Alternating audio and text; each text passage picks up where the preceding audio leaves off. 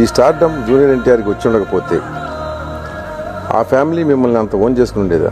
పోనండి, నేను హీరోని కాదు, నేను ఎక్కడో బిజినెస్ చేసుకుంటున్నాను, ఓ బిజినెస్ స్టార్ట్ చేశాను, సడన్గా బిజినెస్లో బాగా రేజ్ అయిపోయాను, అప్పుడు కూడా పలకరించేవాళ్ళు కదండి. రేజ్ అయితే పోనీ ఇది లేదు, పోనీ ఇది లేదు, డౌన్ అయితే పోనీ ఈ సందర్భం లేదు, ఇది అసలు నేను రేజ్ అవ్వడం ఇదంతా వదిలేస్తే ఏదో రోజు అన్ని కల్మషాలు అన్నీ తొలగిపోయి ఏదో రోజు ఇప్పుడు తాతగారు నన్ను పలకరించాలని 11 ఏళ్ళు పట్టిందండి.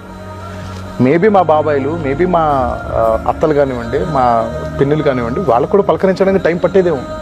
ఆయనకు 11 ఏళ్ళు పట్టింది, వీళ్ళకి 26 ఏళ్ళు పట్టేదేమో. సో స్టార్డమ్ వల్ల తొందరగా ఎప్పటికైనా కలిసేవాళ్ళమేమో, కలవకపోయి ఉండొచ్చేమో. బట్ అంటే ప్రతిదీ కూడా అండి మనం నెగిటివ్గా తీసుకోకుండా పాజిటివ్గా తీసుకున్నాం అనుకోండి, దెర్స్ నో పెయిన్, అంతా బాగుంటుంది.